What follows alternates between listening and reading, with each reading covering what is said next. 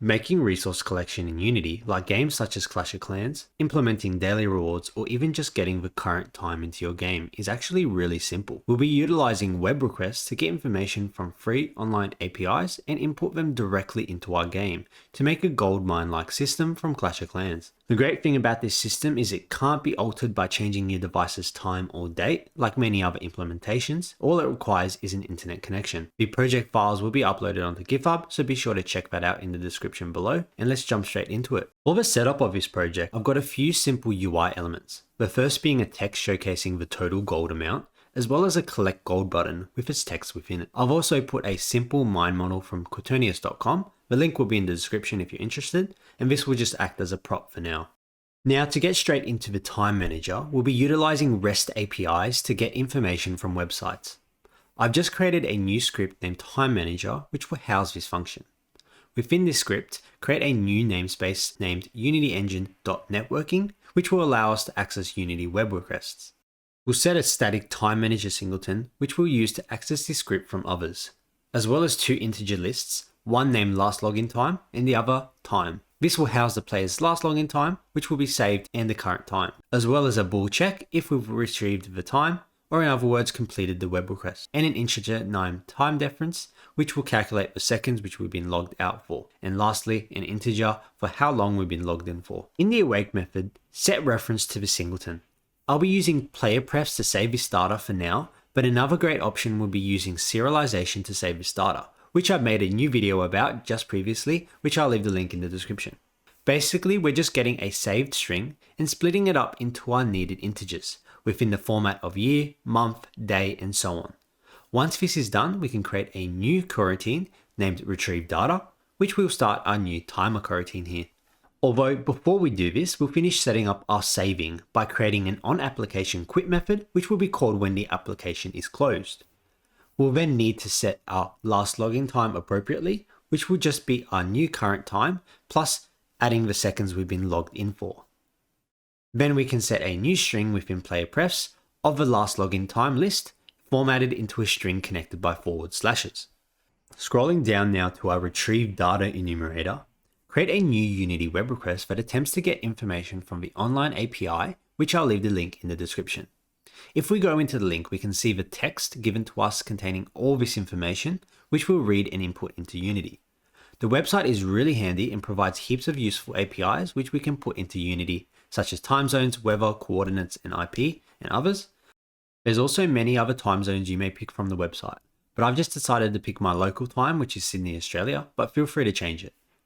Back into the script, we'll send out a web request through this function and wait for a return result. Once it has yielded a return, we'll check if the result of it is a connection error and debug the error if so. Or else we can read the script and split it up by commas and colons and only collect the information we need. I've just taken the year, month, day, hour, minute, and seconds accordingly. After this, we'll calculate the time difference between our last login time, if a last login time exists, then change our retrieve time to true. The calculate time difference method will just calculate the difference between all the time measurements, then convert it into seconds. We can read this easily into our difference integer. The last method we'll need is an I enumerator, which will simply repeat itself every second and just keep record of the time logged in, so we can adjust our last login time accordingly. Now going back into our inspector, create a new game object named time manager and place this script within it for it to function. And that's it for our time manager. The script should automatically collect the data every time we hit play mode, and there's lots of different things we can use this data for. I'm going to show you one implementation of using this data to create a gold mine-like system from Clash of Clans, where the mine will build up gold while the player is logged out. The first step is to create a new script named gold. This will hold the player's gold and update the gold counter on the UI. All we need is an integer named myGold and a reference to the gold counted text mesh pro. The start method will get the integer saved in player prefs named gold and set the text accordingly. Alongside this onApplication quit, we'll set the save gold to the player's current gold value, and finally a method named addGold, which we'll use to add gold from the other script and update the UI. Now just create a new game object named player and attach this script, making sure to assign the appropriate text element. Now finally, one last script named goldmine. The goldmine will accumulate gold every second, save available gold, and calculate missing gold between last login time.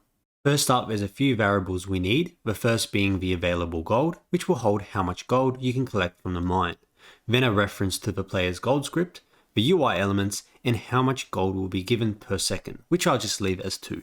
The start method will use player prefs again to get the last available gold from the gold mine from last login. Then calculate the gold difference, start the timer, and assign the collect gold method to the collect button. And within one application quit, as usual, we can save the gold mine's available gold to our player prefs.